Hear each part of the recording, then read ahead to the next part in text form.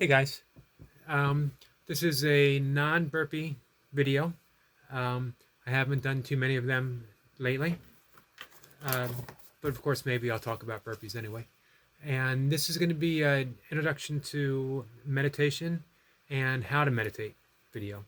So I have a few notes that I do in my classes when I teach how to do primordial sound meditation. Now that's with a specific mantra that is based upon the time, the date, location of your birth. It's figured out through Vedic mathematics and, or we could say Vedic astrology. Um, and it is a personal mantra and slightly different than what I'm going to teach now. You're initiated into that practice. Um, I teach you how to use the mantra. I do a short chant in Sanskrit that ties you within the lineage of this ancient meditation technique. Um, but this is going to be a mantra based practice using what is considered a universal mantra, where you don't have to be initiated into its use. Um, and it's called the So-Hum meditation. So-Hum is, again, like the mantras that we'll practice in primordial sound meditation, doesn't really have a meaning, although loosely it can be translated as in I am that, or um, simply I am. But more commonly, it's the sound of the breath. It's the natural sound, the natural vibration, frequency of the breath. When everything is quiet and we're breathing nice and easily, the sound that you hear internally, intuitively, is so hum, I am. That's the sound of our existence, the sound of who we are. So, talking just a little bit, giving some background, um, that was actually one of the very first meditations that I ever practiced years and years ago. When I had read Autobiography of a Yogi, Paramahansa Yogananda, and I signed up for his mail order course. This was in the early 90s, maybe. um, and it was pronounced differently, a little different technique to Hung So meditation. Um, it's the same principle, the same method of corresponding the mantra with the breath, using concentration as well. And it's a very simple and easy meditation. I practiced it for years until I uh, came across primordial sound meditation in the later 90s. Was initiated and taught that practice and practiced that for decades, the late 90s onwards, and finally becoming a primordial sound meditation teacher, happily so. One of the most fulfilling things that I do is teach meditation. Um, I've been a fitness teacher for years. But honestly, teaching meditation makes me feel on purpose that I'm doing my dharma. I'm doing my what I'm meant to be doing, at least for right now. So that's a little background. I want to talk about meditation itself being an antidote to stress. That meditation helps us not eliminate the fight, flight, or freeze syndrome, but it actually gives us a more responsive capability as far as they're concerned. That we, instead of being reactive, that we actually get to respond to what we're feeling. We actually get to respond um, in a more meaningful way than the basic biological function of fight, flight, or freeze. That in this way we're less reactive and more responsive. So there's little things, an argument with our spouse, another family member, work stress, traffic jams, waiting in long lines, all of that these days, even online debates and arguments, it can trigger the politics. It can trigger the fight or flight syndrome. For me, it's easier to say fight or flight and leave off the flee. That's just how I learned it. or leave off the freeze.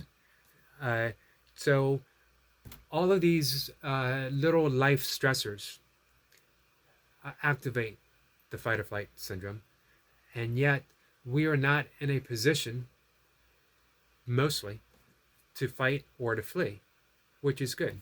We live in a more modern society where we have options, yet our body doesn't always know that we have these options. So when we get to that fight or flight, it's bottled up. It produces stress. Stress isn't bad. It's what we do, how we handle stress, that is good or bad. Meditation gives us the option of being responsive, of handling that stress in a more productive, meaningful manner. Meditation does that by providing us with a deep, deep rest. A rest that actually goes beyond mere sleep. Let's cover the states of consciousness, and we'll tie that in together. That we have our regular waking state of consciousness, we have dreaming state of consciousness, and we have deep sleep state of consciousness, and then finally we have in Sanskrit what is called Turiya state of consciousness. That is the transcendental state of consciousness. And meditation provides us the means of daily entering that deep state of transcendental consciousness. And it's there that we're in touch with spirit, that we're in touch with soul. I don't mean to imply that that's not here all the time. It's just that we don't always consciously access it.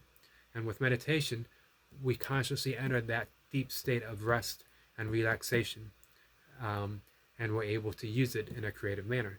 So for me, one of the big, great discoveries of meditation was the enhancement of my creativity. I always wanted to be a writer. I always wanted to be a poet, to write lyrical essays, basically doing what I'm doing now. And yet, I found that I was a very I wrote on inspiration, and inspiration was very sporadic. Didn't always appear when I wanted to appear. And so I'd wake up in the morning, set to write, be at my desk, and nothing would come. And there's nothing more frustrating for a writer than not being able to write. When I began to meditate, inspiration was always present. It's not that there wasn't times when I didn't struggle to find something to write about, but the struggle itself was part of the process. And it really was no longer a struggle. It was simply a game of patience. I knew that inspiration was ever present. I knew that creativity was innate in everything that I did, everything that I do. And I simply had to wait. And the words always, always flow. For 20 plus years, I've written every single day without missing a day. You can, if I remember, I'll post a link to my blog, and you'll see several years of daily writing. And it was all easy, effortless writing. And for me, I'm not going to say everything is stellar, everything is great writing, but for me it was all fulfilling writing, because I was doing what I wanted to do. I was writing, I was being productive, I was being creative. That was a gift that meditation gave me. So I could go on and talk more about the gifts of meditation, why everyone should meditate, which I honestly believe that we would be a more constructive, inspired, peaceful world if everyone did meditate, or if the majority of people meditated, or even if more people meditated. There is a balance. In transcendental meditation, they call it the Maharishi effect, that if a small percentage of any population meditates, the entire population benefits. If 10% of a city meditates, the entire city actually benefits from that. And there's a lot of scientific evidence to support this. So think about the small population of a household. If one person in your house is meditating, the entire household is going to benefit from it. And that's just because we're going to be more peaceful, we're going to be easier to get along with, we're going to be more loving, we're going to be more kind, we're going to be more compassionate. So instead of listing all the benefits and talking about some other meditation things that I teach, going by my notes that I have. Let's do an easy introduction to the practice, how to meditate. And meditation can be complicated, but it doesn't have to be. And the meditation that we're going to do is very simple, very easy. It doesn't involve any great concentration. It's not forced. There's nothing that requires anything other than simply breathing naturally without effort and thinking the mantra. The mantra, again, it's a universal mantra, and don't think of any meaning to it. It's a vibration, it's a quality. We are allowing our body to respond to the frequency of the mantra itself. Mantra really literally translates to mind vehicle, and that's how we transcend, is by using that mind vehicle to take us to deeper and more subtle layers of consciousness. So we close our eyes, any comfortable place to sit. We want to sit upright, the spine straight, but it doesn't have to be rigid at all. You can lean back for comfort. You can have something supporting your back behind you and lean back in a chair. We just don't want to lay down because meditation is so relaxing that we can fall asleep. Now I'll cover the sleeping part in a minute, but what we don't want to do is use it as a means of falling asleep. There are sleep meditations that we can do, but this is a more wakeful state of mind that we're allowing to happen. So we sit in a comfortable position, we close our eyes, we're going to breathe naturally and easily through our nose. We're not going to force a breath. We're not going to physically draw the breath in with any effort. We're going to allow the breath to come as it naturally does when we're not thinking about it. We breathe in through the nose, we breathe out through the nose. However long it takes for that next breath to arise, we let it come easily, naturally. We let it go easily and naturally. So what we're going to do is find our comfortable position, our back straight but relaxed. I fold my hands in my lap. I close my eyes, my chin slightly up.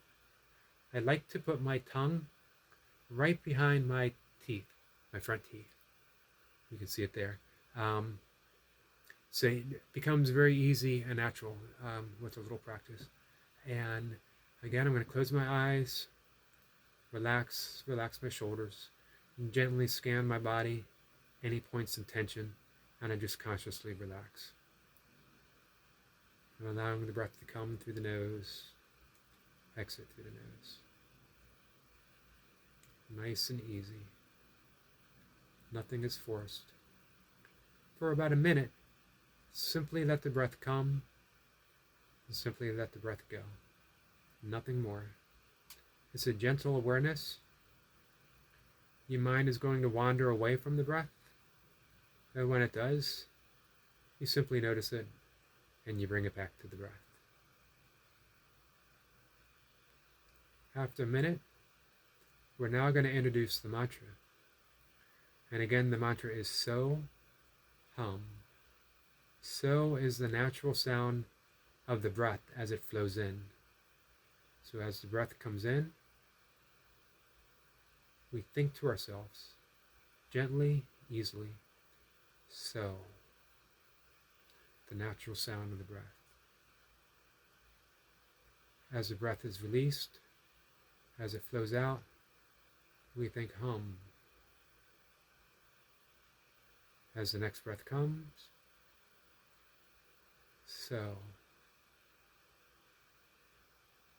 hum.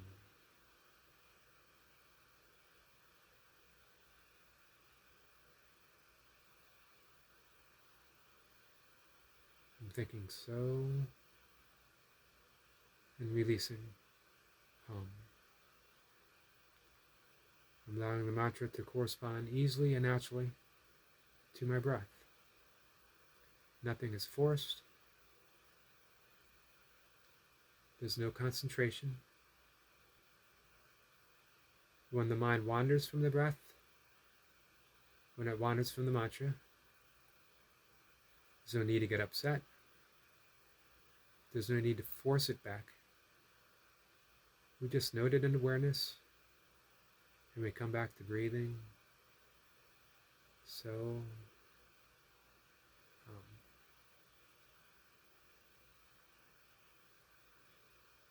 now this is going to get more and more subtle. The mantra is going to go more and more quiet. Don't concern yourself with the sound. Don't concern yourself with holding steady to the mantra, holding steady to the breath. Thoughts are going to happen. Thoughts are actually part of meditation. So the myth that the mind is going to be completely quiet over the course of meditation, or that the role of meditation is to completely quiet the mind, is just that. It's a myth. It doesn't have to happen. Thoughts are going to happen because thoughts are the nature of the mind. The mind thinks. What we're doing is transcending the everyday consciousness of the mind. We're entering into that fourth state, the transcendental state of consciousness. And we do that by allowing it to naturally arise within our awareness. We don't need to call it because it's always here. We just need to relax into it. So I'm breathing in, I'm thinking so. I'm breathing out, I'm thinking hum. And then I'm going to have a thought, whatever the thought is. It might be what's on TV tonight. It might be something your wife or husband said earlier. It might be a thought that it's time to take the dog out soon, or whatever. It doesn't matter. Just allow the thought. Just simply allowing it. And then you easily, I use this all the time, gently, easily, because that's the nature of the meditation that we're doing. You just come right back to the mantra. You come right back to the breath. One of the wonderful things about focusing on the breath in meditation is it's always present. We're always breathing. Now, through the use of the mantra, through the use of awareness on the breath, we're going to find that the breath goes very, very quiet, almost to the point where we don't even notice we're breathing anymore. The mantra has really silenced to this point where everything is still, everything is quiet, just there. And we allow it. We allow it until a thought comes in. We allow it until we remember the mantra, or the breath comes, we take a heavier, stronger breath, and the whole process starts again. The more we do it, the more we practice, the more we reach that point of transcendence, that blissful state where everything just is. So we can meditate like that for 5 minutes twice a day, 10 minutes twice a day, 20 minutes twice a day, 30 minutes twice a day. It doesn't matter. I recommend twice a day as a more efficient means of meditation than one longer stretch. But if you only have one time to meditate during the day, that's the time to meditate. There's no wrong time to do it. So take 5 minutes twice a day, first thing in the morning. Traditionally, the best times are between 5 and 7, and between 3 and 7 in the evening. I do it before breakfast, and I do it before dinner. As a matter of fact, I just finished my meditation right before making this video. And again, just find the time. Everyone can carve out 5 minutes. Even 5 minutes is better than none. Even 5 minutes once a day is better than none. The repetition of Soham has a profound effect on the central nervous system. The awareness of the breath, again, has a profound effect on the central nervous system. It allows us to enter in that deep state of creativity, that deep state of relaxation and responsiveness.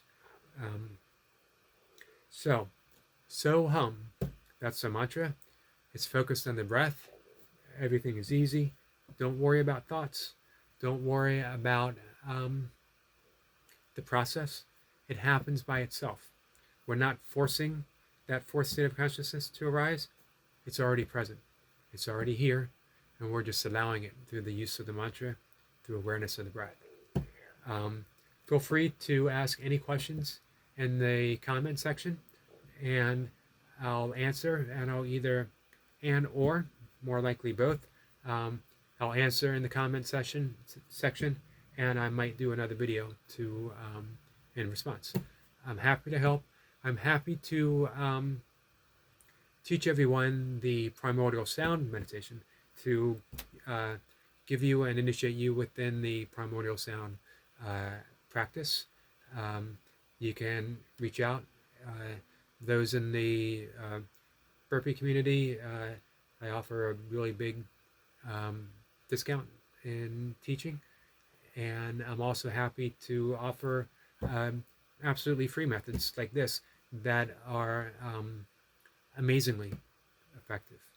So, all right, guys, with that, second video of the day. Stay tuned tomorrow for 6 counts, back to burpees. I said I might mention it again. It's hard to do a video and not talk about it. Thanks for watching. And again, any questions whatsoever, feel free to ask. All right, take care.